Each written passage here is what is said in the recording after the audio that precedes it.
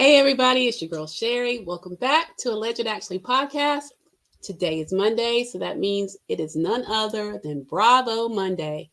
And today we're finally going to talk about the Real Housewives of Orange County that aired on last Thursday, that episode. Lots to unpack there. And then toward the end, before I end this live, I'm going to talk about my final thoughts on the Real Housewives of New Jersey.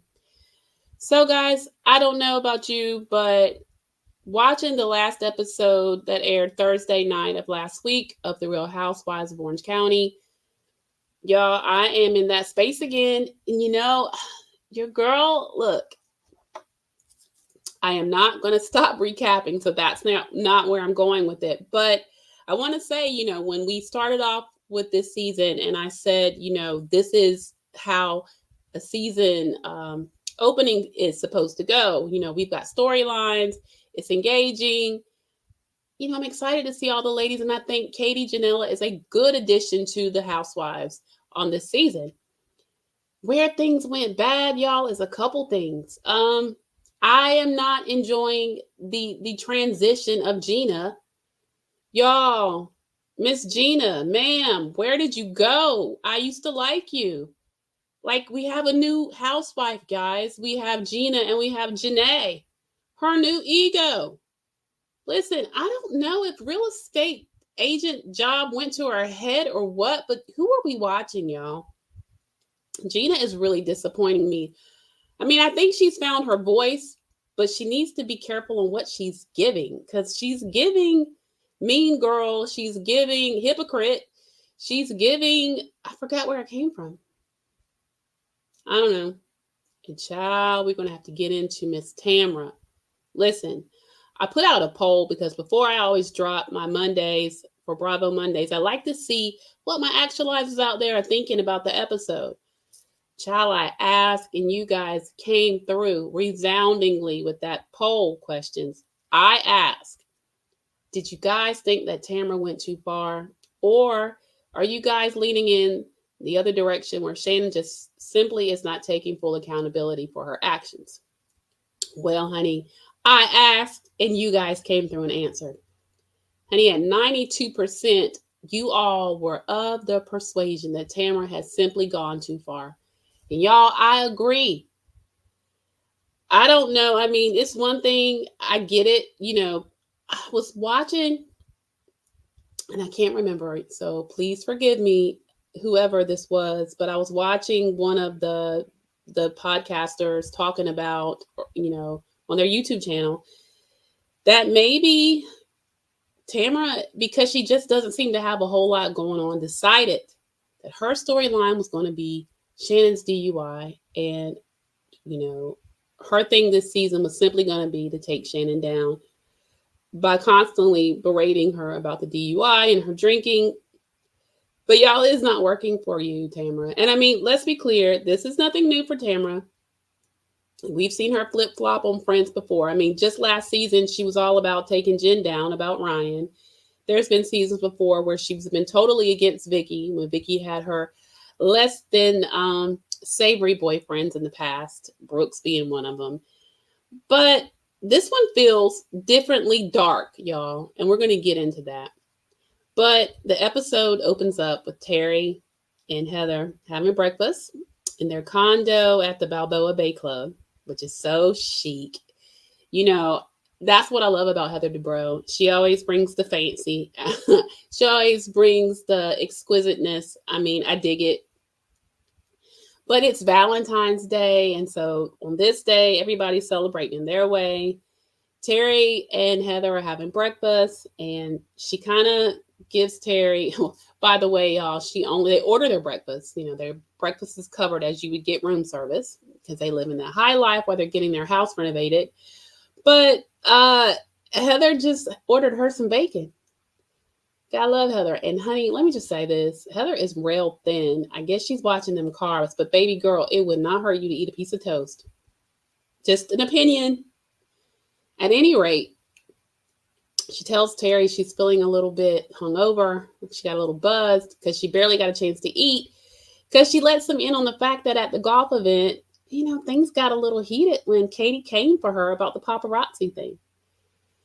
And he was like, oh, we're still talking about that. And basically, Terry's like, well, if such person exists, I want his number because I love to have the paparazzi take my picture. That was cute, Terry. I mean, I like how the two of them always have each other's back. Look, the thing that I don't understand, and that night that OC aired, Emily was on Watch What Happens Live, and I kind of agree with Emily, which it's kind of rich because I'm kind of not feeling Emily this season either. But what she said was she really didn't understand what the big deal was. I mean, that would seem on brand for Heather and Terry. So if she tipped off a paparazzi, like, what's the big deal? Who cares? And I mean, the question remains, did she or didn't she? I don't know. Maybe. I mean, there are alleged rumors that Terry had gotten caught allegedly cheating, and that to simmer down those rumors, that Heather had tipped off paparazzi to take those pictures of them, the infamous hug up, almost prom style pics lovingly of Heather and Terry when they were at Disneyland together.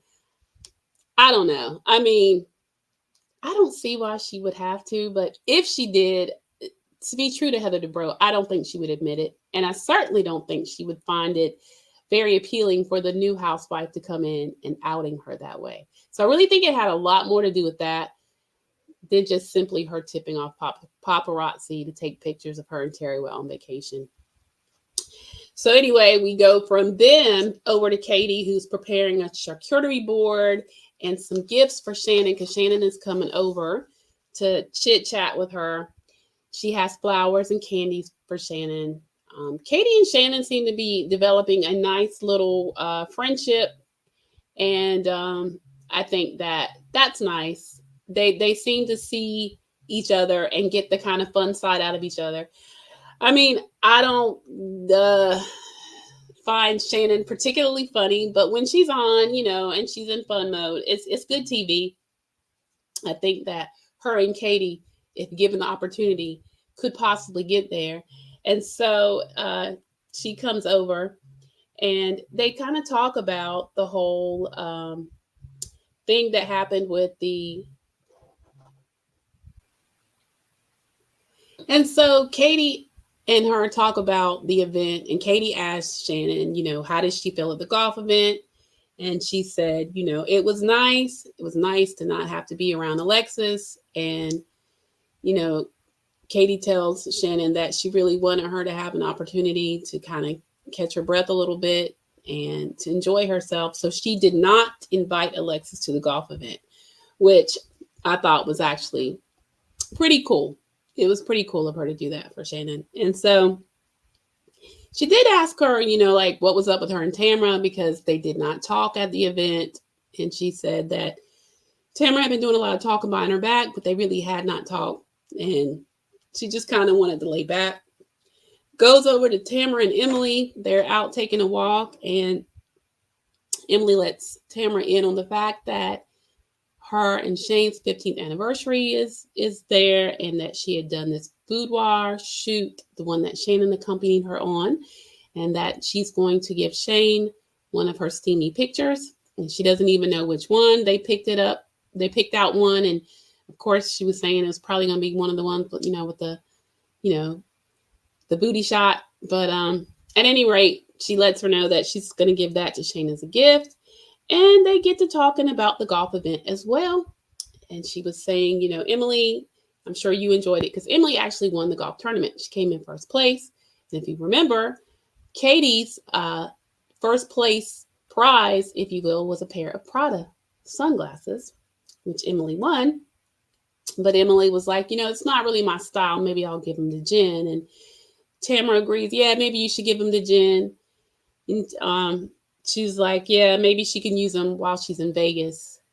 And then Tamara's like, she was just in Vegas. And they go on to berate Jen about traveling to Vegas while she's broke. And they were like, well, Tamara's like, what is she going to do? Sit there and stare at her empty bank account? I mean, ladies, come on. We're done on that. Like, we're good on that. We get it. Jen doesn't have any money right now. But let's be clear. And Jen did not do Gina any service by getting in that rental house and not paying her bills. But we find out that things were kind of locked up legally. Things were not resolved between her and her ex-husband. Things were still going to court. He stopped paying, which was his obligation or his at least agreement. And that's how things kind of got down. The ladies haven't let up on her. Quite frankly, we're sick of hearing it. At this point, look, I think they're just mad. I mean, Jen is doing Jen. She admits she's broke. She admits she didn't make the best decisions, that she didn't stand on her own. Her business venture is not doing well, but Ryan's got her back. Ryan took her to Vegas. That's her man. I mean, and we don't care. So stop it. I mean, Tamra, Gina, y'all have been in a way where your husband's, you went through a divorce. You know what it's like. It's giving mean girl. It's giving stupid. It's giving, okay, we got the point. Get off her. All right, next. These ladies, y'all, I'm telling you. Anywho, so, and like I said, we can throw Emily in the mix with that too. Total mean girl. So, y'all, from there, we go on and they talk about Katie, and Emily tells Tamra that, she really thinks that Gina kind of fell back because now she's afraid of Heather.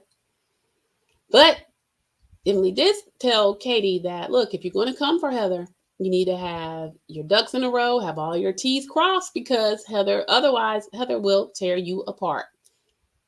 Hey, you got to give Katie her credit because she wasn't scared. And we'll get to when her and Gina meet up to discuss it, because that's not really her issue. She's not worried so much about Heather Dubrow.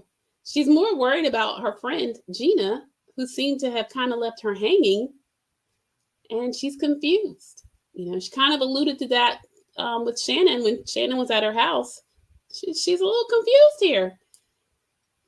Gina, or Janae, we're not here for it. You didn't back your girl. I mean, you had the info yourself. Which brings us to the next thing. We get over there back to Heather and Terry's place where Gina shows up. So apparently Gina and Jen are coming by to chop it up with Heather. And Gina does show up. Of course, she comes in cool and she wants to ask Terry about his health issues. She sees their little pill daily sorter. And, Terry talks about that he is doing better, that he was on blood thinners, but, he's good in that department. But we segue right on into what Heather really wants to talk about.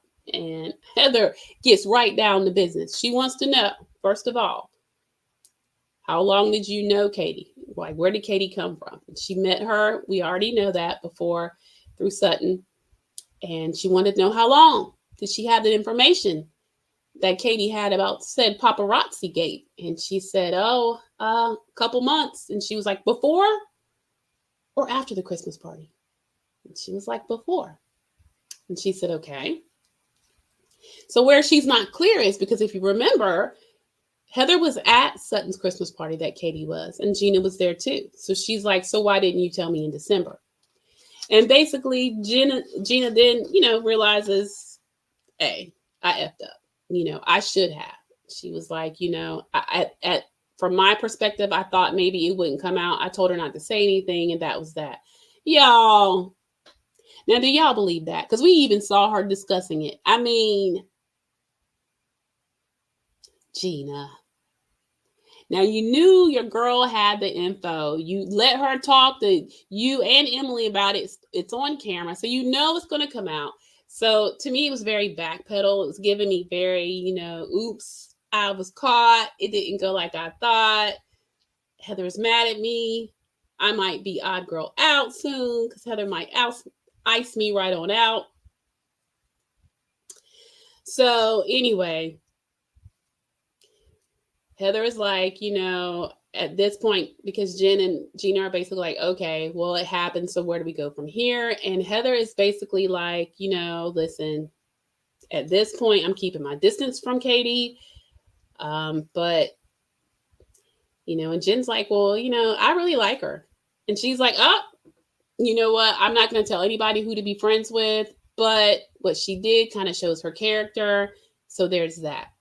So that was code word for I'm not messing with her, but if you want to, do it at your own risk. I'm not going to tell you not to, not be friends with her, but I'd prefer you not to. Housewives fashion, these ladies go straight to middle school and this stuff, right? I mean, they get into it with other castmates and they expect their loyal minions to follow suit. But Jen does like Katie. I think Jen is still figuring things out. I like Katie. I mean, look, you got to give Katie her props. Like I said, I mean, she kind of looked crazy a little bit because, Heather, I always knew Heather was going to come out shining. But she wasn't scared. And she doesn't seem bothered that Heather's mad at her. She doesn't seem to care.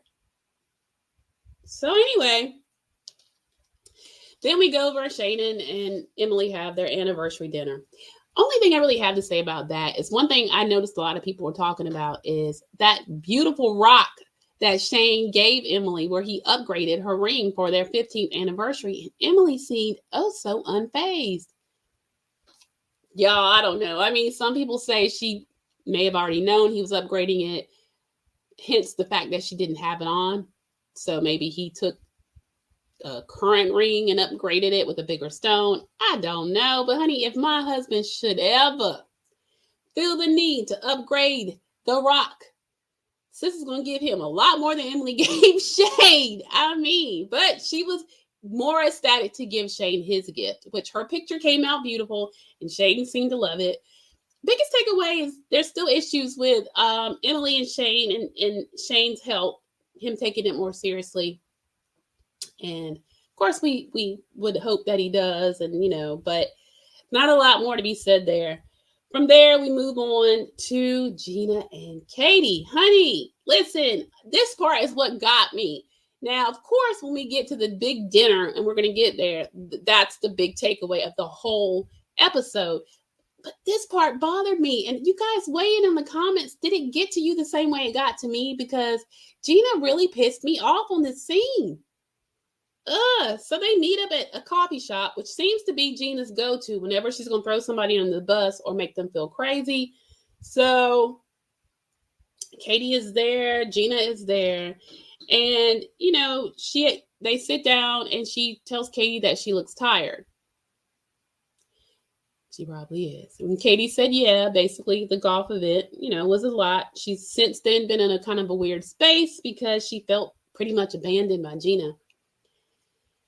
And Gina's just kind of looking and she's like, yeah. She's like, I really felt like off of the rip, you took Heather's side. I just felt like you could have been a little more neutral. And she was like, yeah. Gina was kind of like, yeah, no, I wasn't going to be neutral. And that's because basically I told you not to do it. And then Katie said, yeah, we did discuss that. But at that point, it kind of gone too far. And Gina said, yeah, because of your own doing. And each time she would say something, she just kind of gave energy to Katie like, yep. I mean, because of your own doing, because what we're not going to do is like, I'm not going to take the fall for you.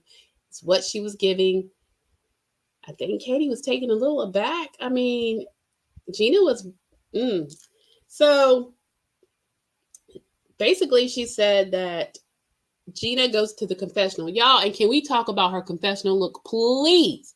Listen, Gina, baby girl, that looked crazy. Everything from the hair to the outfit to the way the outfit fit. Listen, I'm not, because I don't claim to be the guru in all things fashions by any means, but Gina was not giving what she was trying to give, or honey, maybe she was.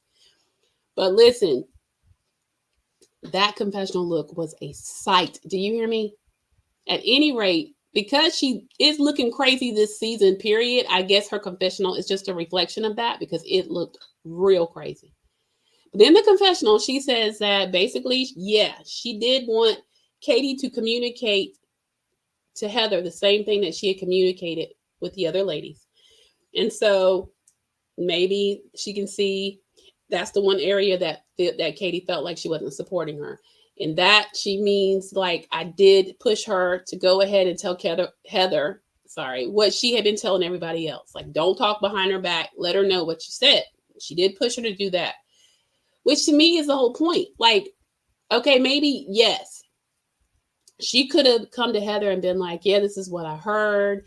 This is what I have proof of, instead of it seemingly being more of an accusation that Heather lied. However, that's what it would go to, because Heather would be defensive. So I don't know where Gina was going with that. But look, girl, you put your hands in there and then got scared when Heather got mad, and now you're trying to backpedal. That's all that is. And Gina says she feels that she's in between a rock and a hard place now, because she said that, at this point, she felt like she should have come to more of Heather's aid. And she said, because at this point, she feels like Heather's pissed off with both of them, and there's nothing now that Gina can do to repair it.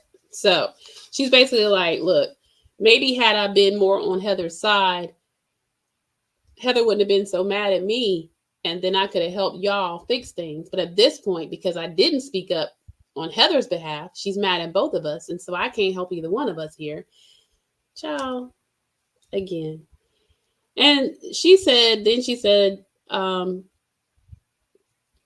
she tells Katie, looking back, that, she should have had more of Heather's back. And she said that she had to understand that Heather and her were really close friends, and she was not going to lose friendships over her choices. And Katie just looked kind of shocked. And she just basically says, look, I'm not worried about the whole Heather Dubrow thing. I really value you as a friend. And at this point, Katie starts to get upset. And Gina does the whole fake, oh, no, you're really getting upset here. Well, yeah, because the girl thought y'all were really friends. And all of a sudden now you're like, listen, I'm not rocking with you. You pissed Heather off, and I'm on Heather's side. She's new to the group. Gina, you're a whole jerk for that. Y'all weigh in the comments. What did y'all think of that? I mean, she's already like threw Travis out because she can't be bothered now with Travis' drama. Basically she's tossed Katie aside because Katie is now making it hard for her because Heather's mad because of something that she knew about and should have said something if Heather was such her friend. Just her whole vibe, the way she did Jen. Gina is just giving us a different side this season. Y'all weigh in and let me know. How are you feeling about Miss Gina Janae? Are y'all here for it? Because I'm not. Anyway, y'all, we'll wrap that on up. I think Katie basically says that she's kind of like now reevaluating some things because she's seeing Gina a little bit more for who she is. Watch her, Katie. Watch her. We then go and have a little scene with Shannon and her dad, Gene the Machine, honey. And I will give you the biggest takeaway from that scene. Shannon gets a chance to check in and hang out with her dad, and it gives a little insight as to the way that Shannon grew up. She says her dad's a really good time, a lot of fun. She's a lot like him. She likes to have fun. She said that growing up, they grew up with the big old, I guess that big jug of Chablis wine that a lot of households had back in the 70s. And that she was trying to say that maybe, growing up, it wasn't like alcohol was a deal in which it was an unhealthy thing. They had fun, but I guess where it started to not be fun for her is when she started to drink to forget things or to mask her feelings on things. And she admits that she did drink a lot while she was in a relationship with John Jansen, and that she, it made her feel terrible. And then she lets her dad in on the fact that she's going to have to get one of the things that you have to blow into in her car. And that's going to be a daily reminder for her DUI. And her dad, who, when she comes in, has his big old glass of wine, but he checks in with Shannon and says, by the way, are you still drinking? And she orders the sparkling water while she's with her dad. And she says, no, Dad, I barely drink. When I go out, I hardly even order drinks sometimes. And if I do, I limit myself. And he was like, good. Then she lets her dad in on the thing where John is suing her, or has said that she owes him $75,000. And he was like, for what? And he was like, basically in your relationship, you were paying for things. And she says, he's basically given her a certain amount of time to come up with a repayment plan or he's going to sue. Shannon's dad's advice is to fight to the finish, go for the jugular. So Shannon looks very pensive in thought, and then that's in scene. And then, honey, Tamra goes to Alexis's house. Y'all, that's so stupid. If you have been a loyal fan of the Real Housewives of Orange County and been watching like myself since season 1, you know that Alexis and Tamra have had a less than friendly past. And I'm not saying that you can't get past things and be friends, but it is awfully convenient. They are oh so close and chummy all of a sudden now. And she's like, who would have thought that I'd be coming to Alexis Bellino's house and we'd be having cheese and Diet Coke? Cute. Listen, and then when they're over there, and this is something I noticed, y'all, that Alexis, I keep saying that Alexis is coming in too hard. She's just giving thirst bucket. When she was in her confessional talking about how she is still so miffed that Katie didn't invite her to that golf event, talking about who, if you were going to have a choice, wouldn't you do happy-go-lucky Lexi and woo and doing all this mess, and child, even sounding a little bit like Shannon when Shannon's in her like hype up mode. Ugh, it really is giving single white female. It is giving obsessed. It is giving, I want to be on this show so bad, y'all. I can't help myself but come off as a massive thirst bucket. Calm down, Alexis, please. We see you, and we know John's your boyfriend. Okay. Anyway, Tamara does kind of confide in Alexis about her friendship with Shannon, which I think is ridiculous to be confiding in Alexis about that. But honey, she talks about their 10-year friendship. There are some flashback scenes of some of Shannon's not finest moments. One of the one which was at Heather Dubrow's house when Heather seemed to gaslight her a little bit, and she leaves saying, "You will all see the truth. You will all see the truth." And you see Tamara in her face, "Stop it! Stop it!" Child, listen. I don't doubt that Tamara's been through some things with Shannon. I mean, let's be clear. We've watched her over the years. She's been on, she says, since season 9. So she's been on about 8 to 9 years. And so over that time, we have seen Shannon kind of spiral. We have seen Shannon in her not so shining moments. And we have seen that Shannon does seem to have a not so great relationship with alcohol, particularly when she's going through something. So, I mean, we wouldn't be honest, I guess, if we wouldn't admit that that has been portrayed pretty much regularly, particularly when she was going through it. Or at least the ladies have alluded to it, just like last season when on the reunion they kept coming for her saying they would get these drunk texts from her talking about how unhappy she was with John. So we are clear there. So we get that from Shannon, and I don't doubt, or I'm sorry, from Tamra, and I don't doubt that Tamra is a little tired of Shannon and her dramatics. I'll give her that, but that only, guys. Because now we're going to talk about the dinner party. Gina apparently puts this dinner party together. Let me say the restaurant was fabulous, honey. That back room that they had it in was so cool. It was giving Great Gatsby vibes. It was really, really cool. Child, I love a good restaurant and I love some good ambiance. So I had to put that in there. But let's get on to this dinner. Tamara comes in wearing Gina's interview look, and Gina's not happy about it. Honey, that's the little, diamond studded little bandeau top around that's in the insert of a black dress that has the belly out, this part out. I'm not sure what designer it is, but I'm going to say I'll give it to Tamara. She did wear it. She wore it better. And I'm sure Gina was not happy about it, but she alluded to that.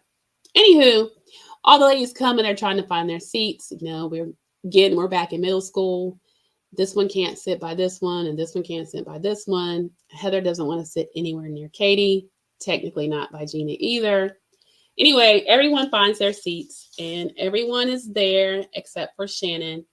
And Shannon is coming a little late with Vicky. So basically, they all sit down, and at this point, Katie kind of leans in and talks to Tamara about how she feels about reevaluating her thoughts on Gina after the golf event. And Tamara basically gets it.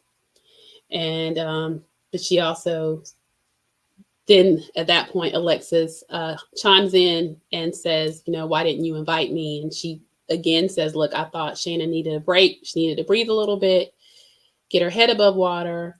And, you know, Alexis is like, it's not fair. And Tamara's like, well, how do you think Alexis feels? She feels like Shannon's going to all of you ladies and trying to get you guys to basically, you know, X her out, not invite her, you know, kick her out of the group. And Alexis is like, it's not fair. It's not fair.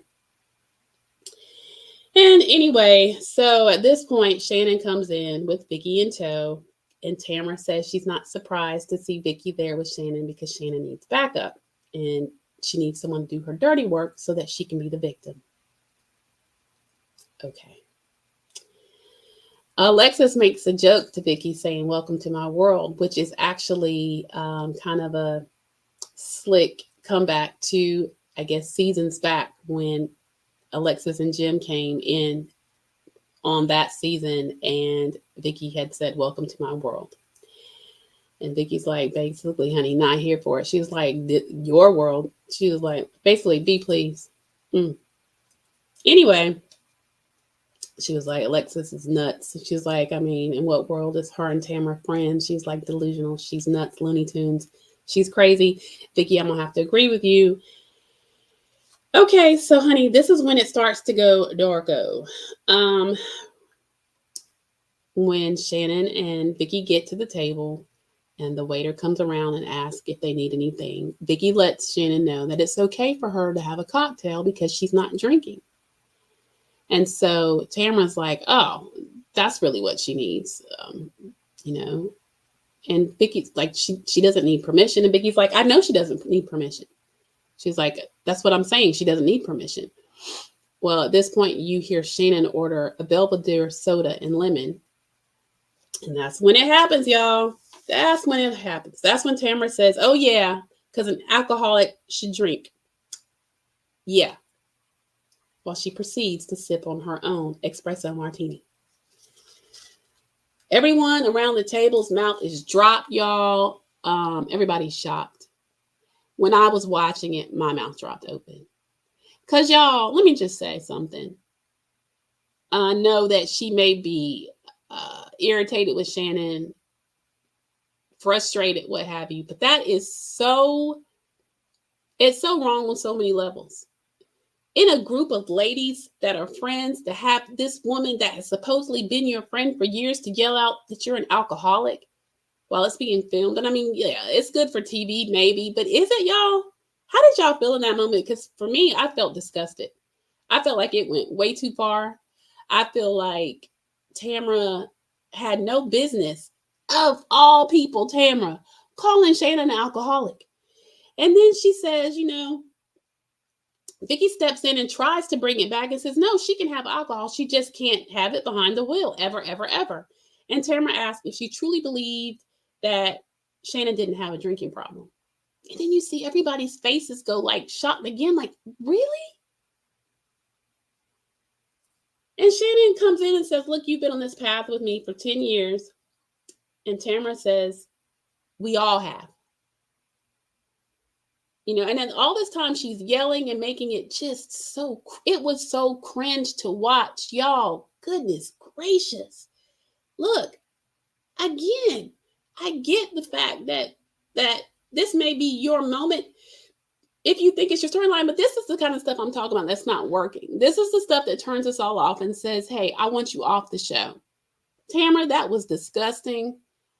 Again, I'm not Shannon's biggest fan, but my goodness, you do not kick somebody when they're down. And to sit out there screaming and telling this woman she's an alcoholic in front of all of these women, when this woman is already to have to film after having the shame of having a DUI, losing your boyfriend, and then having to film with his current girlfriend who was a former castmate that you didn't like, that sued you with her ex-husband child. It's a lot. And this woman has no shame in far as what she's willing to do, the lengths that she's willing to go to stay relevant and stay on this show. Honey, she needs to go. And I know I'm quick to say when I think it's been enough, but y'all, I'm sorry. Tamra, we've seen her go left on people before, but really this right here, y'all, this is everything that I'm talking about. This franchise that they've gone too far. That is so irresponsible. And it's going to take one more lawsuit that's valid where they push these women over the edge. I mean, yes, I get it. Again, that's why in the poll I said, do you feel that Shannon is not taking full accountability? There is an aspect of that there. Yes. Yes, I don't think that Shannon has fully grasped the fact that she probably should evaluate her relationship with alcohol as a whole. But that's a separate thing, and that's a personal thing. And for Tamra to just keep going at her and calling her an alcoholic was a lot. I applaud Vicky for jumping in there. I'm going to say I applaud Emily because Emily came in and said she thought she had changed. Gina did come in and back her up and agree. And then Gina goes in confessional and says, look, I get it that you may be frustrated with her from, you have more of a history with her and this, but, calling someone an alcoholic and you don't have the right to do that. And kicking someone when they're down, that's just not what friends do. And I was proud of Shannon for standing up for herself when she said, let's talk about your relationship with alcohol. And she told her about a time at Nobu when she went dead weight, meaning she was so drunk she couldn't even hold herself up. And she mentioned another time where she had to be sat in the car with, I guess, before she could drive off at another incident. But child, she didn't even have to do that because we've all been watching the show and we've seen Tamara get wasted to the point where she literally broke her ankle. She's gotten naked. She's done things that, yeah, it might be funny to watch, but realistically, as a grown woman, to let yourself get to that level, she too may need to evaluate her relationship with alcohol. I found it deplorable and disgusting. Really, all we need to know further from that dinner was then what threw in there about the fact that Shannon owes John $75,000, which Tamra also brought up. And that's when Alexis jumps in and shows the receipts that she has on her phone. And Shannon says that she's being coached by John. She leaves, and the only one that comes to check on her, y'all, is Jen. Honey, these ladies are not friends. I think Vicky said it best when she left and she kind of let them know this is disgusting. This is gross. Let's be clear. Vicky's had her moments. Emily is like, Heather said it's rich coming from her. And it is, because Vicky's had her moments where she's not been less than kind. But in this moment, I was with Vicky. I really thought that was low. That was an all-time low. And I applaud Shannon for sticking it through. I don't know that I could do it. I don't know what's in these contracts, ladies. But listen, bravos. I really wish they would do a better job of setting some of the boundaries. I mean, we'll all tune in and watch just for the to see how Shannon is evolving through it, how she's, going to navigate after the DUI. I mean, we were all going to tune in anyway, but this stuff with Tamara doing this, I find it deplorable and disgusting, particularly coming from her because of her own antics and her own, like I said, I believe to be a very irresponsible relationship with alcohol as well. And so, guys, I'm going to wrap that up, and I want you guys to let me know what you think. Did y'all think that Tamara went too far? Do y'all agree with me in the fact that this one went a little low, guys? This one went very low. I'm not here for that at all. I feel for Shannon. Put it in the comments what you guys thought of the episode on Thursday. We'll be tuning in for this Thursday. Before I close this episode out, let me talk a little bit about New Jersey. Last night, they had the special where they brought the ladies back to watch the finale. And they separated them in different rooms because at this point, y'all, there's still no resolve. They're still not friends. They're still, let's be frank, they're never going to be, okay? In one room, you had Dolores, Teresa, Jennifer, and Jackie. In the other room, you had Margaret, Jen Fessler, Danielle, Rachel Fuda, and Danielle Cabral. Now, they went through the scene, each one of the scenes of the Last Supper, and their reactions were the same. Teresa still is not upset with Jackie. Teresa's still disgusted by Margaret. All the ladies were kind of surprised, that jaw-dropping moment when Jackie admitted that she was the one, in fact, that did also talk to Louis' ex. But basically, y'all, what I want to say is nothing changed in that episode. There's still no resolve. I really believe what we just saw was honestly the series finale of Real Housewives of New Jersey. I can't see them coming back. Andy Cohen has stated that there will be a reboot, but then he backpedaled a little and said, well, that doesn't mean that it would be like a fresh start like New York where there's none of the OGs there. But y'all, I really think that it just may be done, kind of like Dallas, just done, and maybe a reboot. And I think there's talks about bringing Dallas back. There has been a long enough pause. I would be here for that with some change. But you guys put in the comments what you thought about New Jersey. Do you see a future for them coming back in any capacity? Would you even be willing to watch a reboot, or do you just want a break? I think New Jersey should just, at this point, go. Let's remember it the way we want it to.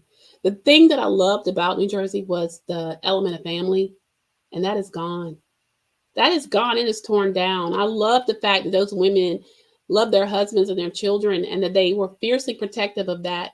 And though that still is the case because, you don't come for their husbands or their kids, but with the Gorgas and the, Teresa and Joe basically taking a stance, they'll never speak again. Us watching their parents pass away and the state that they're in, it's hard to watch. It's hard to watch. It's hard to be invested. It's gotten so ugly and so toxic that it's just giving us nothing to work with. And so I'm going to do what I hope many of the fans are doing. I'm just going to remember it the way I want it to, when there were better times. Because I don't know if it's, fame or what, but it's ugly now. It's not the show that I used to watch and love. And so I'm going to end it here, guys. I hope you guys have a great night. Ask you guys to go ahead and hit the like button if you haven't already. I just got down to it, so I didn't even get to the administrative part. If you're new over here, welcome. We do reality TV show recaps, pop culture, and riveting interviews. We do have an interview dropping on Friday with Monica Love, co-author of Design Your Wealth Mindset. She's coming and bringing us all kinds of wonderful tips and education on business ownership, home ownership, and lots of other things that you have to tune in and listen up for. Also, Wednesdays, me and Big Nigel will be back to talk about 90 Day the Other Way. Y'all, I'm going to have to throw in some commentary also about 90 Day Happily Ever After, the Tell-All Part 3 that aired Sunday night. So we have lots to talk about. So you guys keep coming back. We'll be back on Wednesday, and then the interview will drop on Friday. Keep showing us love. I just want to say thank you again. We've had an uptick in subscribership over the weekend. Thank you, guys. Please keep supporting us. I'm going to keep bringing you good content. Bria's going to be back soon. Again, she's going to share where she's been, what she's been up to, and she'll be co-hosting with me again. And I've got my guest co-host, Big Nige, coming back on Wednesday. So you guys don't want to miss any of that. So thank you guys for tuning in. I'm going to see you guys on Wednesday. Don't forget, hit that subscribe button if you haven't yet. Go ahead and give me the thumbs up on this live and then the replay. And then share with your family and friends, guys. Thank you so much. Good night.